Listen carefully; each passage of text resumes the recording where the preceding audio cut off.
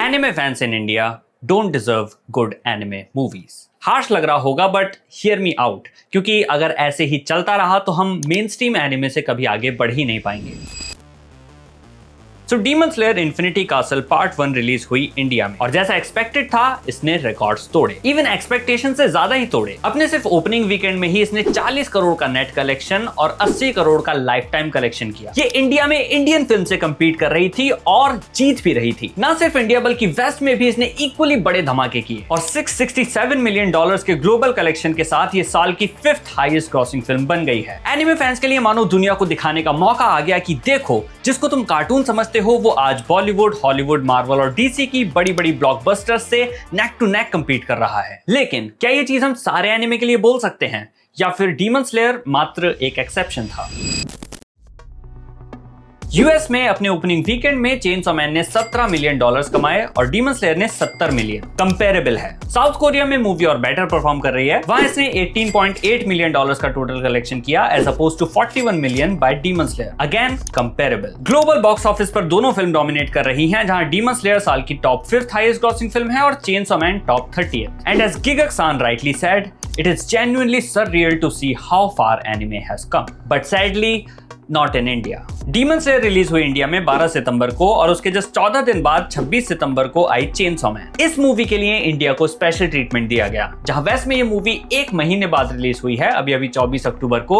India में इसको Japanese release के केवल 1 हफ्ते बाद रिलीज कर दिया गया था। मूवी का वर्ड ऑफ माउथ बहुत तगड़ा है और हर कोई एक ही बात कह रहा है, animation and action top notch है, स्टोरी काफी एंटरटेनिंग है और पेसिंग भी बहुत बढ़िया है। मेरे according the movie is nearly perfect. और अगर मेरे बोलने से यकीन नहीं होता तो चार्ली एंड गिगक भी सेम ही बात बोल रहे हैं that the movie is quoted. Even on my anime list, this is the highest rated anime movie ever. Chainsaw Man और Demon Slayer दोनों ही बैटल शोनन है और दोनों का animation best in the class है, तो दोनों को आस-पास परफॉर्म करना चाहिए, है ना?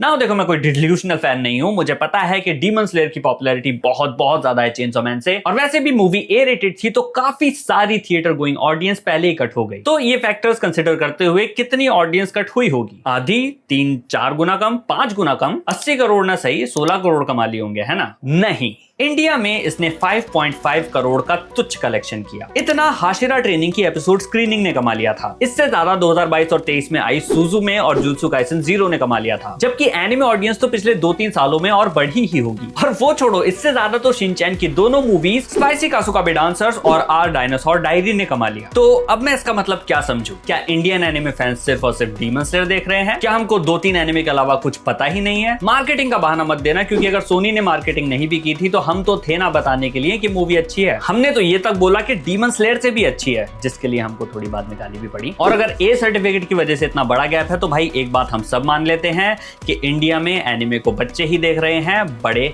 नहीं देख रहे हैं। ये मत बोलना कि डीमन स्लेयर के बाद पैसे खत्म हो गए थे, क्योंकि शिनचैन ने तो कमाया है। और ये कौन से बड़े लोग हैं जिनके पैसे एक मूवी के बाद खत्म हो जा रहे हैं?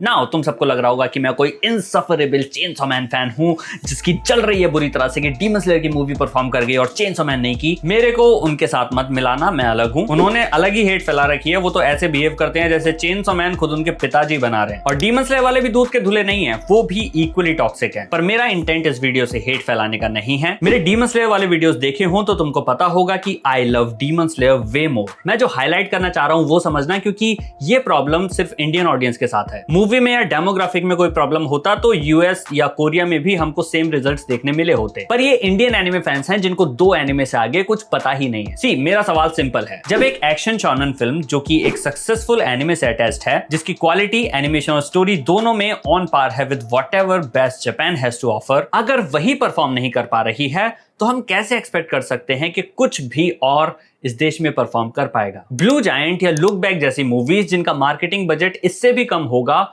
उनके बारे में किसी को भी कैसे पता चलेगा? पता है, ये वीडियो मैं बनाने भी नहीं वाला था। मैं तो अपना मस्त वर्क कर रहा था फॉल एनिमे वाली वीडियो पे, जिस पे रिसर्च करते हुए I came across 2 very interesting anime movies.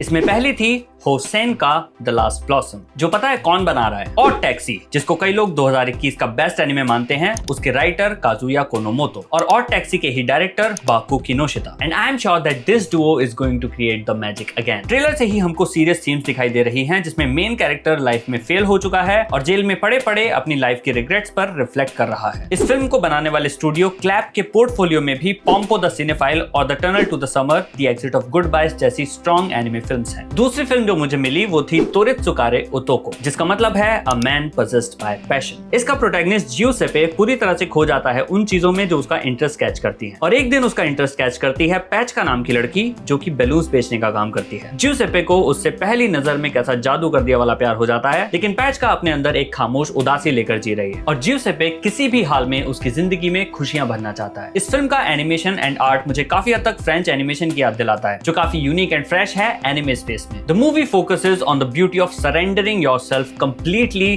To something और someone, and it will definitely be one of the most emotional and passionate films of the year. Japan में ये release होने वाली है 7 अक्टूबर को और हुसैन का ऑलरेडी रिलीज हो चुकी है 10 अक्टूबर को। अब तुम बताओ कि इन मूवीज का इंडिया में रिलीज होने का क्या चांस है, और अगर कोई गलती से इनको रिलीज कर भी दे तो कौन ही इनको देखने जाएगा?